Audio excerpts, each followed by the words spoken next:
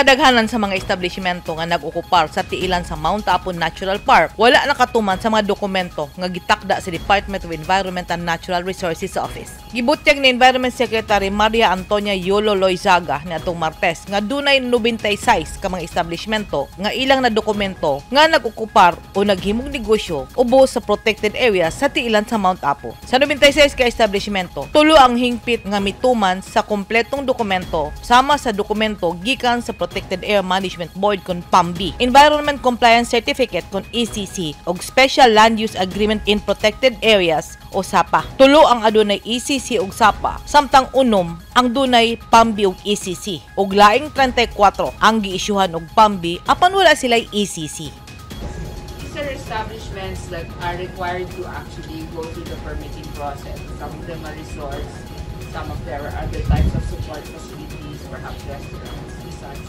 Is now being is now ongoing. Evaluation of precisely the process that they went through and what permits they have or do not have before that decision is taken. But certainly, we cannot compromise on compliance. Gipasabot ni Secretary Loizaga nga turismo ang sagad na himong negosyo dinhi sa Region 11 labi na sa mga lugar kung diin daghan o dugokon og mga turista. Si Loizaga miingon nga ang gobyerno magpalambo dili lang sa ecotourism kundi apil ang conservation tourism. Nasabtan kuno sa Department of Environment and Natural Resources nga bililhon ng ecosystem apan mas kinahanglan nga ampingan ang namiligrong mga species o mga namiligrong mga tanom o kahayupan diha tiil sa Mount Apo. They are part of this community. And so hopefully we can make that balance between the conservation aspect, the livelihood and economy aspect, of course the generational presence here of the families that have been here for the long term. Local challenges, balancing local government priorities, balancing ancestral rights, balancing livelihood needs and humanitarian concerns. Those are all part of the equation.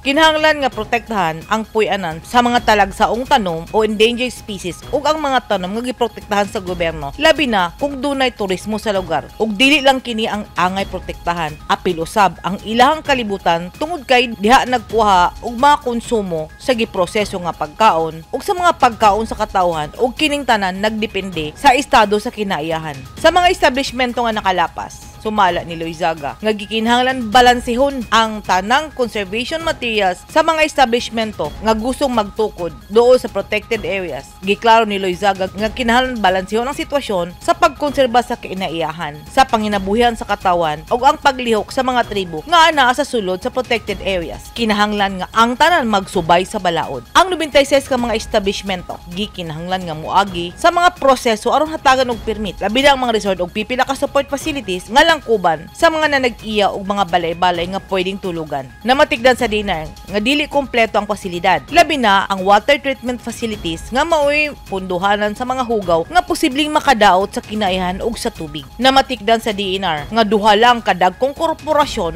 ang hingpit nga mituman sa balaod ug kana gilangkuban sa EDC kon Energy Development Corporation usa ka geothermal energy provider nga nakabase sa Kidapawan, North Cotabato ug ang Headcore Group usa ka subsidiary sa Aboitiz Power Corporation nga ana sa renewable energy gikan sa runoff water hydropower systems sulod sa kapin 40 ka tuig na ang milabay. You know that they have a responsibility to the environment and that compliance is just there for us to be reminded of that responsibility.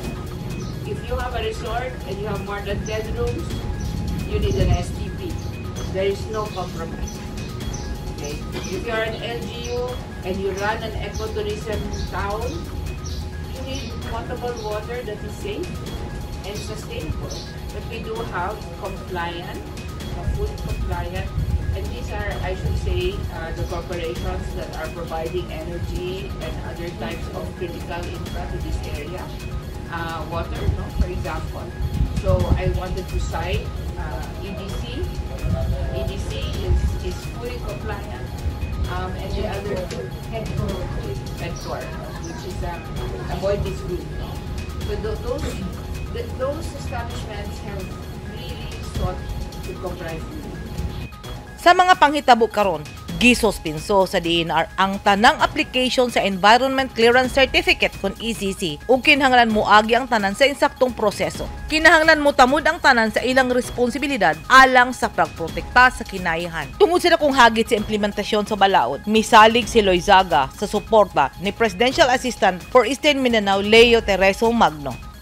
Sumunod sa mga existing laws, sa mga batas na dapat, hindi yung diretsong napag-usapan nga namin ni Senator Bato at isang kanina na hindi yung diretsong tigil natin lahat yan. Walang consideration, nandito yung mga taga-DIA namin para ipakita sa atin. Ang mga taga-Mindanao, mga taga-Region 11, lalong nato na dito sa lugar ni Senator Bato, na nandito sila and they care for them, not only do they care for the environment, they also care for the people living in this area. So sana dumating yung araw at panahon sa tulong din ng Senado na magkaroon ng middle ground, magkaroon ng pagsama-sama itong mga batas na pinag-uusapan nila para hindi lang ma-save yung environment, ma-save din yung livelihood ng mga tao dito.